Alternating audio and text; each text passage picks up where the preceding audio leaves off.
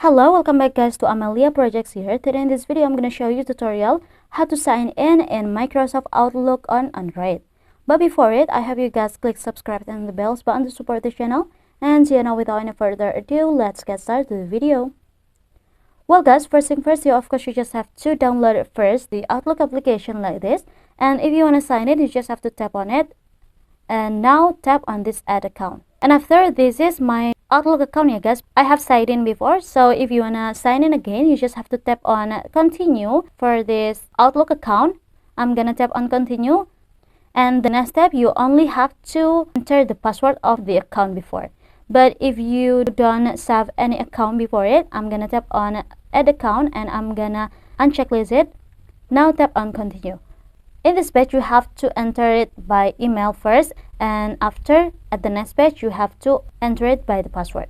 So here I'm gonna enter by my email first, and after tap on the continue. Now enter your password.